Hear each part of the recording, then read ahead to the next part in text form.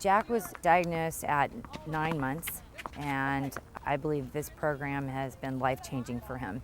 It's given him the gift of being able to use two hands for things that most people take for granted. Acquired seat therapy is the name of the treatment that we do on a daily basis, and it is a form of pediatric constraint-induced movement therapy, and it is an intensive therapy protocol to help children who have weakness on one side of their body, but it involves casting their stronger arm and hand, usually from the shoulder to the fingertips, and their elbow is bent. And they wear that 24 hours a day, just as if they had had a broken arm. I tried to make it yellow for the sun, blue for the sea, and zebra for zebra. But that's to encourage them to use their weaker arm and hand, and we then combine that with intensive therapy. And for a lot of children, that involves therapy for 6 hours a day, every day for a month. The results of our clinical trial showed unprecedented, absolutely unprecedented changes in children. Children often acquired 8, 10, 12 brand new behaviors in a matter of 3 weeks.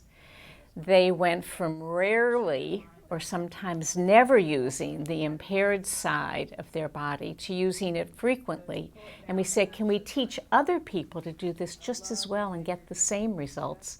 And we did that study, and we found comparable benefits.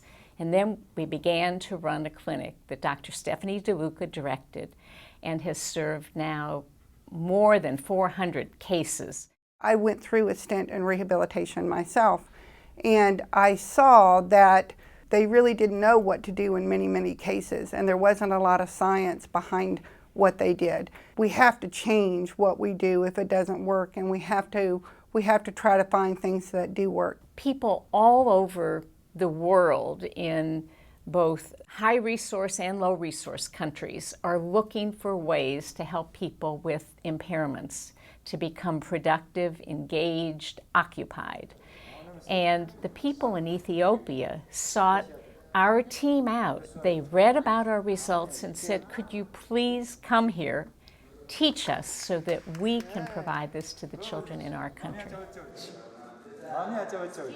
Well, we have 2 therapists here. They do the games and they do the activities of daily life. So they go through and they actually think about not just playing these games, but how to make these games challenging and pull out the skills that are designed to help the children gain increased movement and increased strength with their weaker arm and hand. We have now seen children who were told that they would never reach above shoulder level, and now they're doing things like playing tennis or playing the piano and things like that, and that's really dramatic. And I think as a group we feel privileged to have been a part of that process.